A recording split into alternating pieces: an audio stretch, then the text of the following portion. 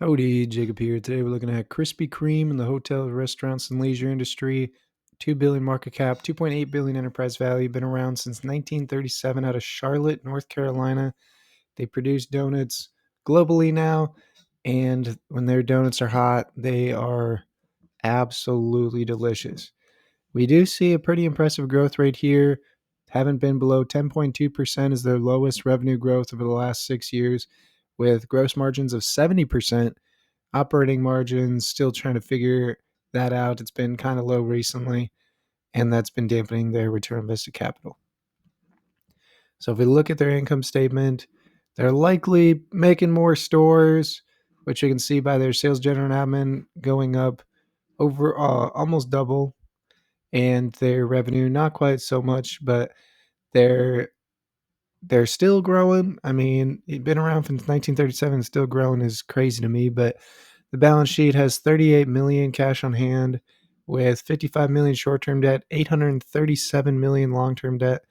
So roughly 800 million long-term debt, and they don't even make 80 million. So this is going to be a very heavy amount of long-term debt. I'm definitely concerned by that.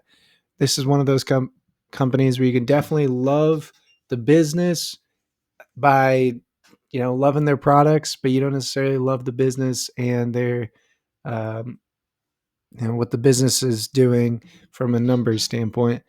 And so for me, I'm ready to make some assumptions here. I don't have to dig too far into this.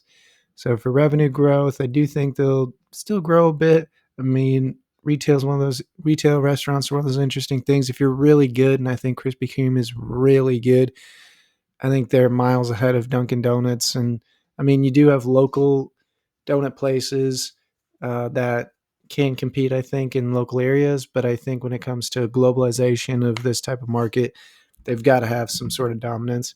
So maybe 7%. They do have a lot of debt here, so maybe I'll go pretty much market average on the PE side. And margins, they haven't really seen a whole lot of margins here, but we're going to create a little bit of story, say they can get to that 4 and 6% on the margin side, because again, their cost of goods sold really isn't doing much. So if they really can pick up that revenue and they don't have to pick up their expenses as much to do it, I think that that's a reasonable expectation. And then share change, I don't think they're buying back many shares, and stock-based compensations 20 million or so increase of 1%. They do pay a dividend, pays out 24 million a year. I mean, it's more, I wouldn't want them to have a dividend, but I'll just keep it in for now. And we're saying he's evolved 58% before you get the return we're looking for here with these assumptions. So it's one of those things. I love Krispy Kreme donuts. Wish I could have more of them, but I try to focus my body a little bit.